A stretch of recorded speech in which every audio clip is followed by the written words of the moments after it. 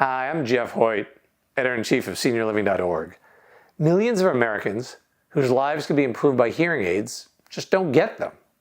To learn why not, SeniorLiving.Org recently conducted a survey of nearly 650 seniors about hearing loss and hearing aids.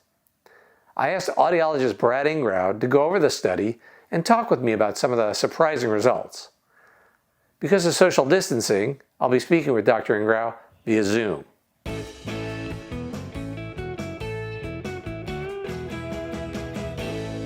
Hi, it's Jeff Hoyt, Editor-in-Chief of SeniorLiving.Org, and today I have the pleasure of speaking with audiologist Brad Ingrao. SeniorLiving.Org recently surveyed almost 650 seniors about their hearing and hearing loss, and we had some findings, some surprising, some not. We just wanted Dr. Ingrao to weigh in. So thanks, Brad. Sure. Hi, Jeff. Good to see you again. I was really happy when I looked at this. I used to teach at a couple of universities, and I would always tell my students, every time you pick up a study, the first thing you got to do is look at how robust the data is, how many subjects were studied. And I was really happy to see 650 because a lot of audiology research, unfortunately, is limited by how many people we can corral into our lab in a small university town. And so this is a good, solid bunch of information as far as I'm concerned. And I really like that in addition to looking at things that I can measure in my lab, we're able to have a pretty frank conversation about some of the reasons why people, frankly, don't want to get a hearing aid, which is important information. Good to hear. Let's start with the basics where let's just talk about hearing loss in general. When we extrapolate our data, it seems about 30 million Americans have a hearing loss, or 30 million senior Americans have hearing loss. Now, how many of these people could actually benefit from hearing aids? Well, I mean, that's a little tough to handle, to speak to specifically, but what we know is that probably, I don't know, I would say at least half, if not more of those, because when we say somebody has a hearing loss, by the definition of hearing loss, the beginning of the abnormal range already precludes you from hearing about 30% of a normal conversation. So the medical community's definition of what is a hearing loss is already pretty significant when we look at the speech science of how much energy there is. And when we look at some older data on health-related quality of life and hearing loss, even with very, very mild hearing loss, we begin to change our social behaviors. And when we change our social behaviors, that has an overall effect on our well-being.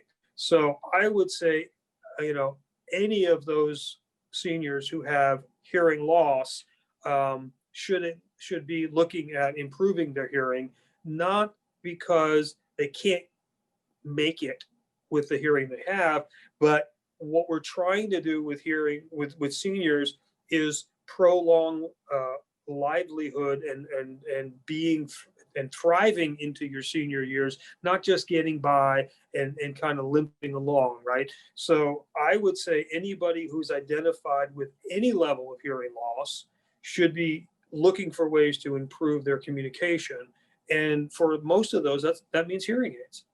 On the subject of hearing aids, we found that over half, like 58% of those 55 and older who have this significant hearing loss, that they don't use hearing aids. Is that surprising? Not at all. I mean, if we look at across all age groups, historically for 50 plus years, we see about 1 out of 5 people who need hearing aids actually getting them.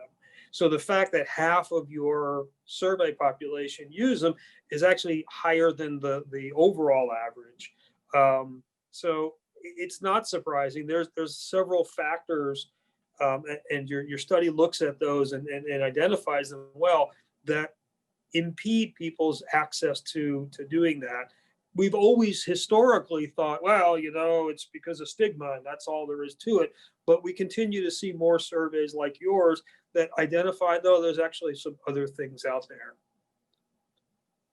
I was happy to see cost is there because there's it is a cost issue. But I was interested to see that I can get by without it was a pretty common report back. And when I hear that, I challenge people to answer a very hard question for themselves.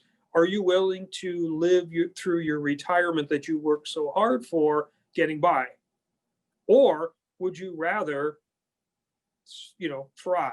And so I think that when I, as an audiologist, see that a lot of people who potentially could afford hearing aids because they're not in that group that said they're too expensive are saying, you know what, I'm not going to do it because I get by without it. I ask myself, well, maybe we're not offering you the right solution. So they can get by without the hearing aids that are available. But are the hearing aids that are available all that's possible? And I think that we have we're at the precipice of a very interesting evolution in the fact that sometime probably in the next year, with some governmental delays recently, we're going to have a whole new class of hearing help called over-the-counter hearing aids. And when we start to have that group of possibilities, and we start to have companies who are really good at providing technological solutions for challenging situations, get into the game of people helping who don't hear well, I think that all of a sudden we're going to have many more opportunities and many more possibilities. And then when there's better solutions, look, if the only vehicle on the road was a unicycle, there's a lot of people who would probably walk. But when you have a bicycle that's easier to ride than a unicycle, then more people use bicycles. And when we finally had cars, we had more of that. So in that evolution, if we begin to bring more of those non-unicycle solutions out to hearing loss, I think we're going to get more people saying, you know what?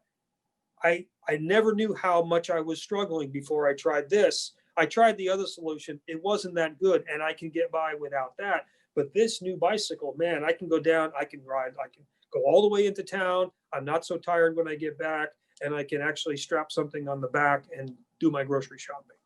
So like you said, the number one answer among the people not using hearing aids was can manage without one. Over 50% of people said that as an answer, but they could also give multiple answers. And number two was too expensive. So we'd like to get, if we can get the prices down with the over-the-counter hearing aids, and we have some articles about that on SeniorLiving.Org, then that would be great. But then the number three answer, a quarter of the people checked off that they weren't prescribed. So not only is cost a factor, but there's the convenience factor of going to see a professional like you and having a fitting and all that. So do you think the over-the-counter hearing aids, once they become available, it'll help that population as well?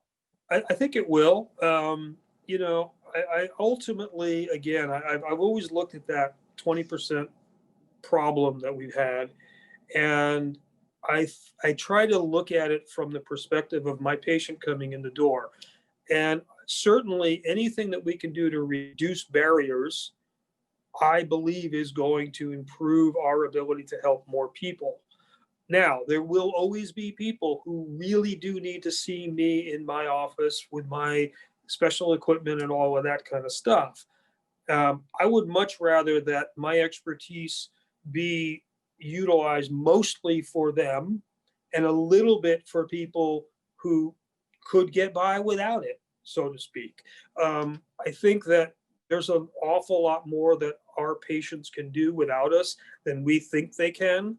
And I've learned more about advanced hearing assistive technology by going to support groups and having some 78 or 89-year-old person say, hey, let me show you how Bluetooth really works, and give me all that, because he's using it day to day in his life. So I do feel like this over-the-counter thing is going to solve a lot of problems for people with hearing loss. It's going to provide a lot of challenges for my profession. And I believe if we are as good as we've been saying we are for so many years, we're going to rise to that challenge. We're going to be part of that solution. And nobody's going to really lose out. We're only going to have more opportunity to do what we say we want to do, which is help people hear better. Great. You mentioned 20%. That's the figure that represents what percentage of the people who could benefit from hearing aids or visiting audiologists?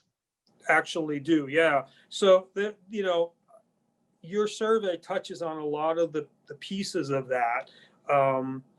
There's typically 5 to 7 years between when a person notices a hearing loss and when they finally go and get something done about it.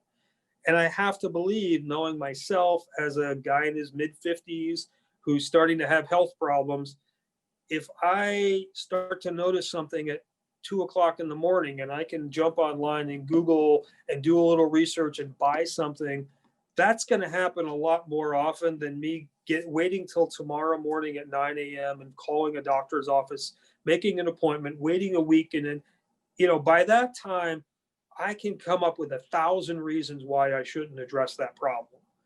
But if I can, deal with my restless leg syndrome while my leg is kicking around, I'll probably do something about it. So that 20% represents, I believe, a lot of the obstacles that the FDA thinking of hearing aids as medical devices caused.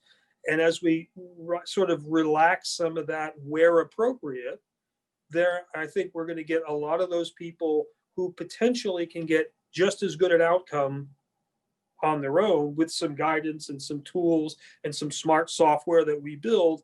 But those people are going to get out there, they're going to do better, they're going to hear better.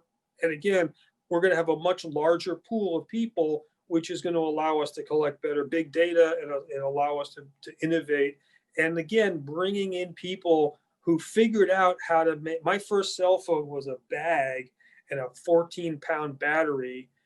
And, the battery lasted like, I don't know, half an hour. And now I got this thing, which is the bigger phone than I need, right? And that happened because of a huge amount of people getting into that game. So I want to see that kind of innovation in hearing aids. And I'd love it, in 2 or 3 years to see this survey redone and have those sliders moved around a little bit and having that data then inform us, well, what do we do next? Well, I won't wait 2 to 3 years to talk to you next. Really appreciate your insights, Dr. Ingrao, and thanks for joining us. Sure.